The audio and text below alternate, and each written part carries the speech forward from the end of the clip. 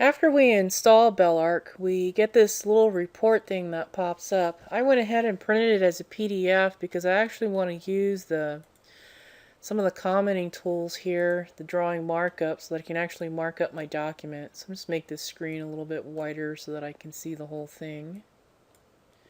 A little bit of visual artifacts here going on. I don't know what that's about. So this part is a little bit more challenging than the previous stuff that we just did because it requires a little bit more thinking. This is where we're actually going to compare the hardware from the specification sheet with our own. So I actually have the specification sheet open here. I'm going to just kind of pan this over towards the left and zoom in a little bit. And what I'm going to be doing is I'm going to be looking for each of these hardware components first in this Belarc report. So the first thing I'm interested in is going to be my processor. So let me make this window a little bit smaller so that I can gain access to my commenting. So I'm just going to highlight it. So I'm going to go over here and use this square tool, and the first thing I'm looking for is my processor. So right here where it says processor, I notice that I have 2.4 gigahertz. I have 2 Xeons installed. And I need to click the square tool again. I have 8 cores and it's 64-bit ready. Second item on the list is system memory. So I need to look for my system memory. And that's this one right here. Third one is video card. So let's see, where's my video card? I don't see it here. Maybe it's on page 2. Don't see it on page 2. Here it is. It's actually on page 3. So I'm going to use the square tool again and highlight my video card. While I'm here, I'm just going to highlight my LCD panel. I have a 22-inch LCD panel connected to this thing. Alright, next thing on the list, so I just did the monitor as well, is the primary hard drives, basically all my hard drives. I don't, of course, have all of these hard drives connected, because of course you don't leave your backup drive connected while you're working. I do have one backup drive connected, but the other one is not. So there's all my hard drives right here. The next one, USB thumb drive. Of course, I don't have that connected, but I do need to look for USB ports. Let's see where those are located. There they are. They're right here. Yeah, that's about right. I have about 8 USB ports on this machine.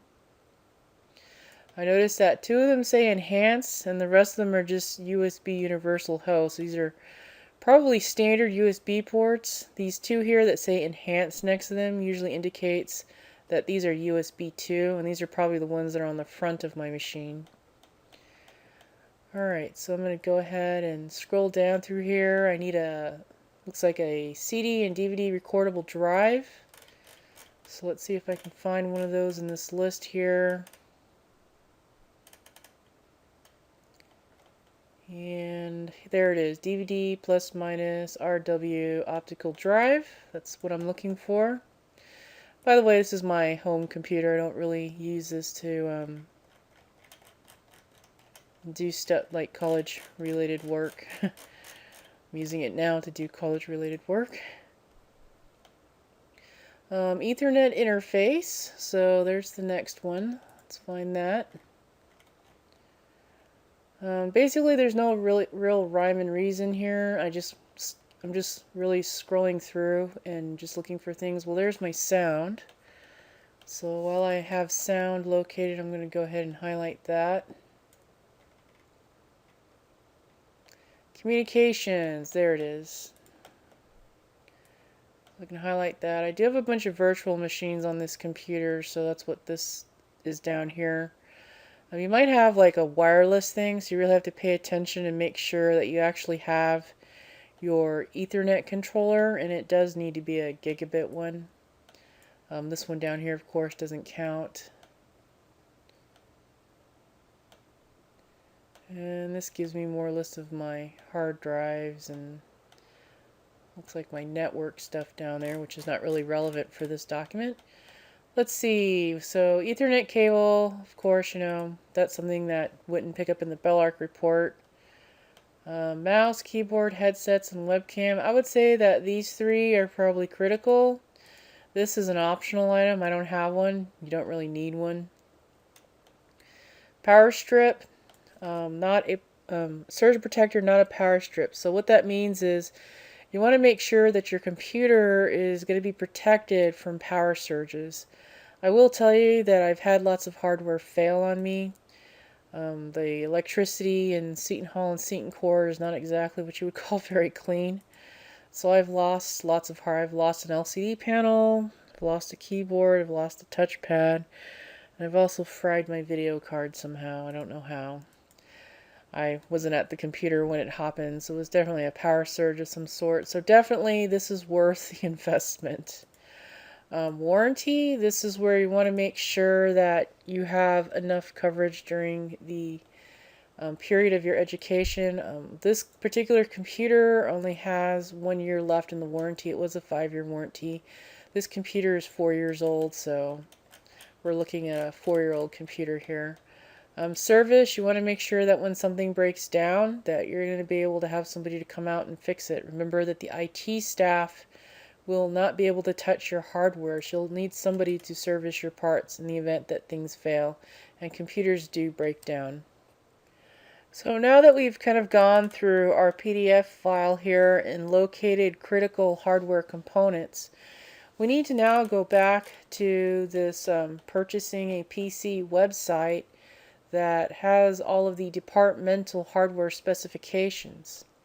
Because I am in the PhD program, I don't really belong to any of these specific categories here. So what I'm going to do in my case, since I'm not really architecture, I'm not really interior, not really landscape or regional, I'm going to choose the one that comes the closest to matching my workflow. And since my PhD research is on stormwater management, which is mostly a landscape type thing, I'm going to match my specifications to the landscape architecture specification column. So I'm going to choose this column, and you notice here there's 2 of them, and this can be really confusing. And this was set up so that people who had pre-existing computers could bring in their computer and not be afraid that it may not meet specifications. So there's a minimum and then there's a recommended.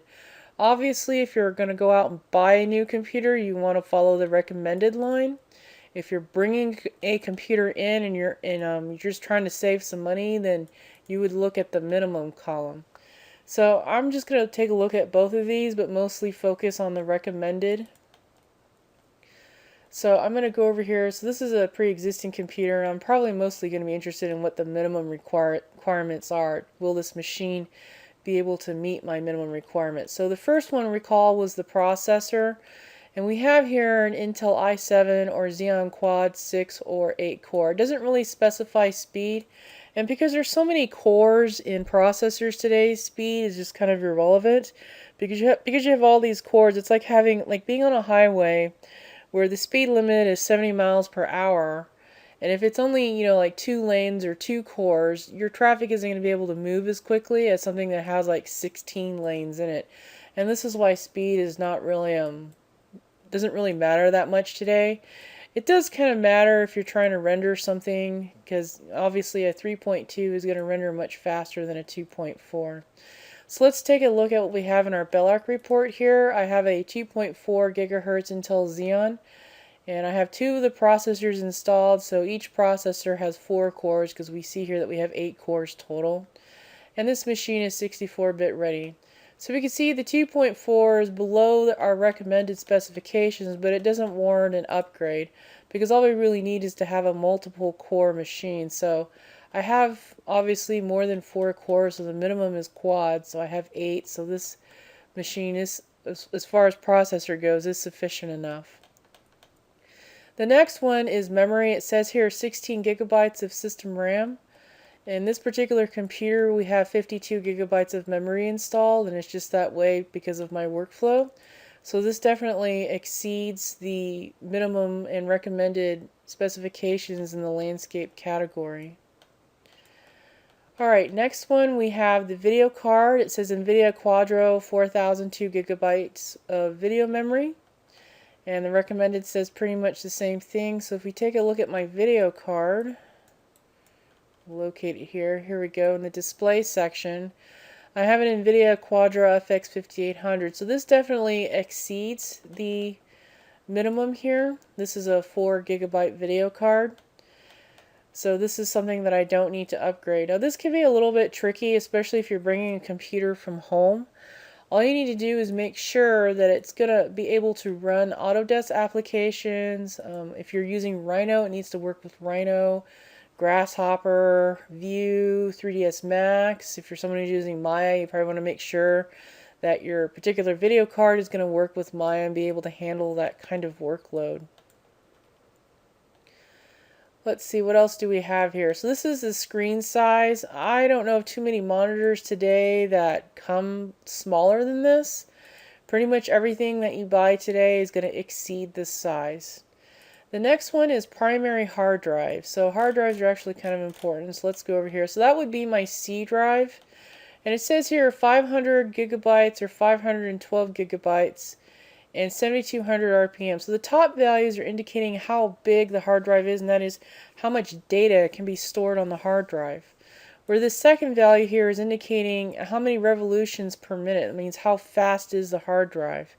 So it's saying that 7200 RPMs is the minimum. And over here on the right side we have a mention of a solid state drive. So obviously solid state is going to be tremendously faster than something that is mechanical, because solid state is basically memory. So if you go over here and take a look at my specifications, apparently I only have a 256 gigabyte C drive, but this is a solid state drive. It doesn't indicate that it's a solid state drive here, but I know that it is because I installed it myself. So my drive is too small, so if I take a look at this computer right now and take a peek at my C drive, see if that 256 will be adequate. Well, if I look at my C drive, I see I only have 47 gigabytes free. And if I reformat my machine and I go to install new applications, which are obviously going to take up more space, I am not going to have enough room. I'm going to run out. So this is something that I'm definitely going to have to update on my computer. I'm going to have to go from a 256 to most likely a 500 as the specification sheet indicates. And recall, you have a bunch of software application updates that you have to do and Windows updates. So this is going to grow. This definitely within the next year I'm going to run out of space. I only have 47 gigabytes free. Alright, so those are our local volumes. So let's see, we just finished primary, so now we're going on to the secondary internal drive, which is pretty much the same specifications as the other one. And it says here that it's not required for that secondary one to be recommended as solid state. But on mine, my secondary is actually my E drive in here. This is my secondary internal drive is my E drive. And it is solid state in my case, and in my case it's 256 gigs, the same size as my C drive. So I'm going to go back into my computer and see if I'm out of space, and I have half space free. I could probably get away doing another year of a 256 gigabyte drive. I'm pretty good at archiving my files off when I'm done with them. So that allows me to have a lot of space here, but my C drive is definitely going to have to be upgraded. I also have a third internal drive, and it's actually two drives. They've been rated together. So this other 256 drive, this drive letter F, is actually a RAID. And this is where I replicate my work that's in progress here from my E to my F drive over here. So it's just kind of a little redundancy system because solid state drives don't RAID very well together. So I created a secondary system here, a RAID, to kind of copy data, and I have to manually copy it over here. Next I'm going to take a look at my backup drive. So that's this next three categories here.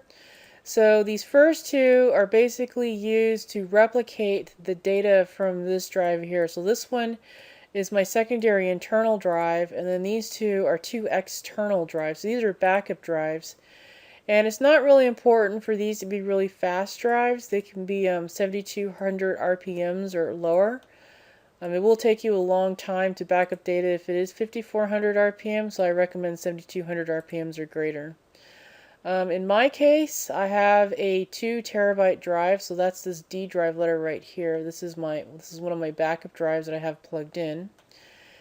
And this 2 terabyte drive, I basically copy data from the E drive to my D drive when I'm done with it. And I also have a directory that's basically called like files in progress or work in progress, things I'm not really done with that I back up once a week in the event that my E drive dies.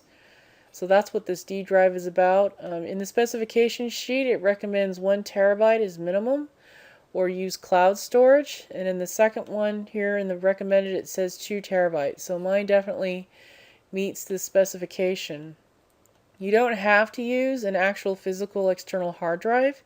You can use your Google Docs if you can get everything to fit there. That should be fine. But basically what we're trying to do here is to get you to back up to a secondary location other than your computer. I mean, accidents do happen. One year we had a thief go through studios and basically clean out a lot of people's desks. They even took their backup drives. So having your data literally in 2 different physical geographic locations is a good idea. And cloud storage will achieve that for you. So that's something to think about. And then this third external hard drive is your system restore image drive. So this is where basically I'm using a Windows utility and I'm backing up this C drive, everything on the C drive, to this thing here, to the system restore image drive.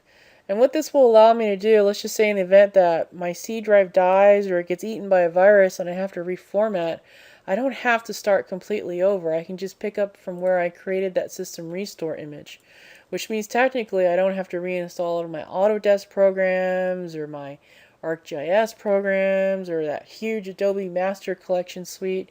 I should be able to just restore from an image.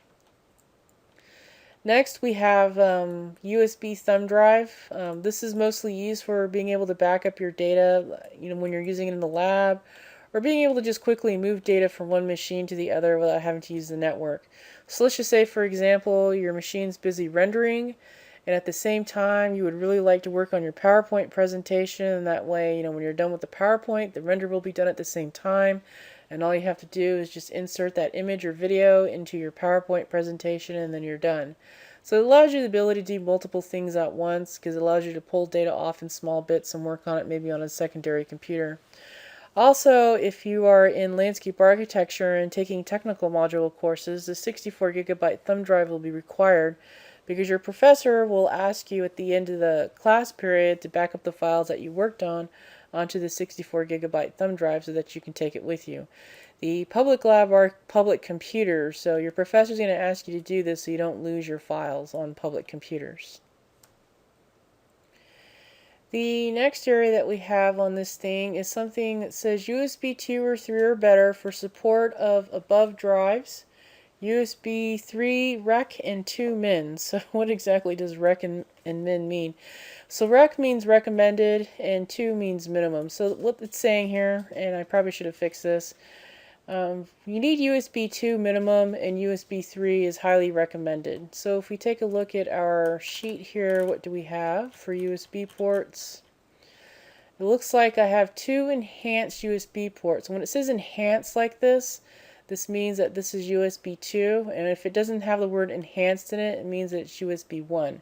So this particular computer has 2 USB 2 ports, and the rest of them are just USB 1. So it kind of just barely meets the minimum system requirements here. Basically, you just need enough USB ports to support all of your devices. You don't want to get a machine that only has maybe 1 or 2 USB ports, or only has USB 1, then it'll take you all day long to get anything done. So I do have a couple of USB 2s. The next one is a CD/DVD drive with read-write capabilities. Oftentimes your professor is going to ask you to submit your project on a CD or a DVD. You definitely don't want to give them your thumb drive because you don't want them to keep your thumb drive. So a CD/DVD is much more cost-effective. As far as how many of these you need, I would say wait until after classes start, and they'll usually tell you how many that you need. So buy these after you find out. You don't need to buy these before you come to campus. As far as what kind of CD/DVD drive, I would definitely not get Blu-ray. There are no professors with Blu-ray DVD drives unless you're taking a special course on making DVD videos or something, which, it's very rare. So I would definitely not get Blu-ray. None of the professors have it, so if you burn a Blu-ray and give it to them, they won't be able to read it. Alright, Ethernet device. So it says here 10, 100, and 1000. So this is, these values are in megabytes. So you're going to want something that can support 1 gigabyte. So if we go over here and look at our Belarc report again, we can locate that section where it talks about network adapters. Here we go. It's in the communications area. I have a Broadcom NetExtreme 57XX gigabit controller. And I happen to know that the connection speed is 1 gigabyte, so it will definitely meet the minimum system requirements and the recommended. Ethernet cable, it says do not purchase cable until you move into Studio. Just a little bit of note about this. You definitely don't want to get something that exceeds 150 feet because you'll start to get signal degradation. A 50-footer is pretty long and should meet most people's needs. I haven't seen anybody who had to buy anything that was greater than 50 feet. So if you do want to buy one before you come to campus, I would say 50-footer is pretty adequate. 50 feet or less. I would definitely go greater than 25. Mouse, keyboard, and headsets. I would say these 3 items are obviously required. A lot of your professors are going to give presentations or tutorials in the form of YouTube videos. It's pretty common today, so you're going to need some headsets to be able to listen in on that. Keyboard and mouse. This was something that I bought separate on my computer, so if we look here, I actually have a Wacom tablet to do some of my work. And I have kind of an ergonomic keyboard. I bought something that was comfortable for me because I knew I would spend a lot of hours on my computer. Let's see if it ended. And I actually don't use a mouse, I use a trackball. So that's something that is also right here. It says Logitech USB TrackMan. So I would definitely get something that is comfortable for you. Let's see over here, we have standard USB or audio headsets. Like I said, you definitely want headsets. And I just got the regular audio jack kind, that way my USB ports aren't taken up by headsets. Webcam is definitely not something that you're going to use too much of. If you need to use it, there is the ability to go to the library and check one out. So this is something I definitely did not buy. Multi-plug surge protector, this is a must. This is a need. You want to get surge protection. A power strip that has multiple plugs is not the same thing as a surge protector. So make sure that it definitely has surge protection. And you can optionally get one of those battery backups. I did have one of these battery backups. We had an electrical storm and it took the battery backup out. But it saved my computer, so I just couldn't afford to replace it. So what a battery backup is say that the power goes out, you're in the middle of working on something.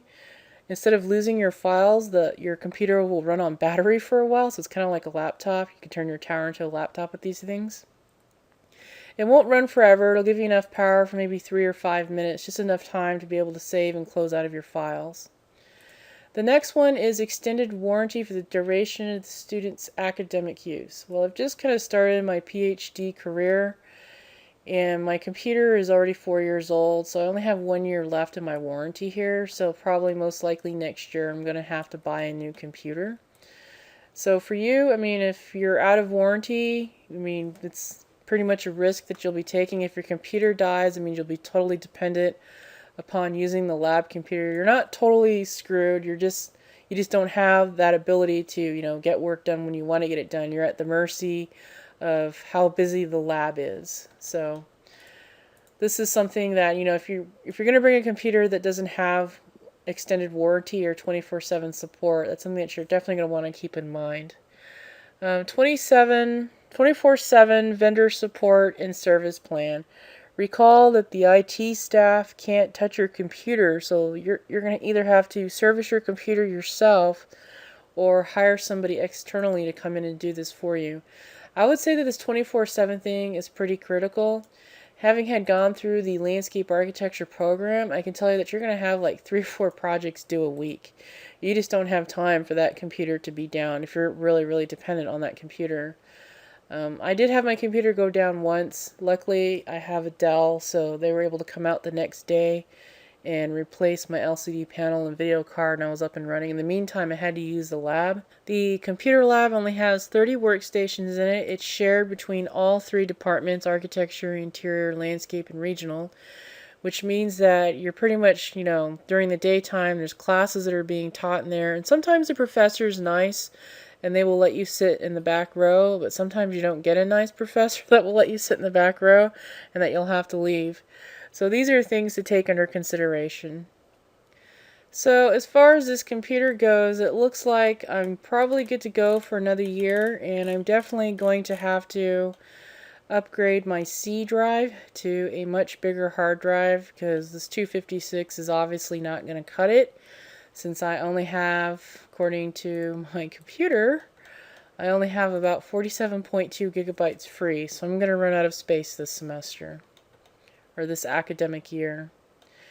The next area on this sheet talks about contact. I do want to let you know that if you have an existing computer and you're wondering if you could bring it instead of buying a whole new one, but you're just really not sure, you can definitely email me. If you do decide to email me, please attach your Belarc report so that I could look at your hardware, and then I'd be happy to give you some input and some insights as to whether the machine that you would prefer to bring will be adequate enough to meet your workflow needs.